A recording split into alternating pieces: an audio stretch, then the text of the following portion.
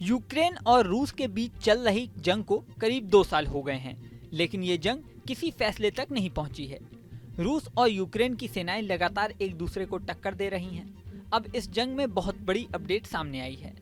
रूस से टक्कर लेने के लिए यूक्रेन ने अजब दांव चला है। यूक्रेन के राष्ट्रपति जेलेंस्की ने रूस को हराने के लिए एक नया नियम पास कर दिया है। अब आप सोच रहे होंगे कि कोई नियम बदलने से रूस को कैसे टक्कर देंगे, तो चलिए आपको इस नियम के बारे में बताते हैं। जेलेंस्की ने फैसला किया है कि यूक्रेन अपनी आर्मी में उन लोगों को भर्ती करेगा जिनको अदालत किसी मामले में दोषी करार दे चुकी है। इसी के लिए यूक्रेन ने एक नया कानून पास किया है। ये नया कानून उन कैदियों को पैरोल देने की पेशकश करता है जो सेना में शामिल होने के लिए एक कॉन्ट्रैक्ट करते हैं। यूक्रेनी राष्ट्रपति जेलेंस्की ने इस नए कानून पर दस्तखत कर दिए हैं। इसके बारे में यूक्रेनी अधिकारियों का कहना है कि इस नए कानून से देश की सेना को करीब 20,000 नए सैनिक मिल सकते हैं, यानी रूस को टक्कर देने के लिए एक नई फ्रेश आर्मी तैयार हो सकती है। यह नियम क्यों बनाया गया है, इसकी एक खास वजह भी है। यूक्रेन की सेना इस समय देश के उत्तर पूर्वी, पूर्व और दक्षिण में रूस की हमलों से लड़ रही है। यूक्रेन के सामने इस समय सैनिकों की कमी एक बड़ी समस्या है। हाल ही के महीनों में ये समस्या और गंभीर हो गई है, जिससे अधिकारियों को नए रास्ते तलाशने के लिए मजबूर होना पड़ा है। यूक्रेन की सेना के सामने बेहतर हथियारों से लैस रूस की सेना है। ऐसे में कई मोर्चों पर मुश्किल पेश आ रही है।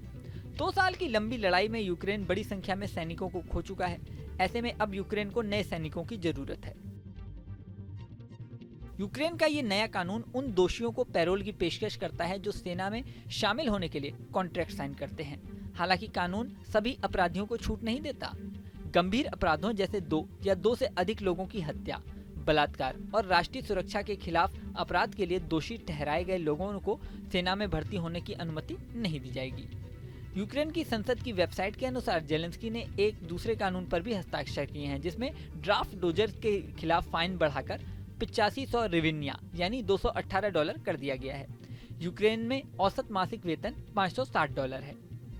मीडिया रिपोर्ट्स के अनुसार यूक्रेन के इस फैसले पर सैन्य विश्लेषकों का कहना है कि कम होती सेना कीव की सबसे बड़ी समस्या है। हालांकि हथियारों की आपूर्ति, जिसमें विशेष रूप से वॉशिंगटन में काफी देरी हुई है। यूक्रेन ने इसके अलावा पहले ही ड्राफ्ट मोबिलाइजेशन की उम्र 27 से घटाकर 25 कर दी है। इसके अलावा यूक्रेनी सैनिकों ने विदेश में रहने वाले सैन्य उम्र पुरुषों के लिए काउंसलर सेवाओं को भी अस्थायी रूप से निलंबित कर दिया गया है। इसके पीछे ये वजह बताई गई है कि ये यूक्रेनी राज्य को उसके अस्तित्व की लड़ाई में मदद नहीं कर रहे हैं। सेना की लामबंदी को नियंत्रित करने वाले नियमों में बदलाव के लिए व्यापक कानून शनिवार को ये लागू हो गया। अब रूस और यूक्रेन की जंग आगे किस मोड़ पर जाती है, ये देखने वाली बात होगी।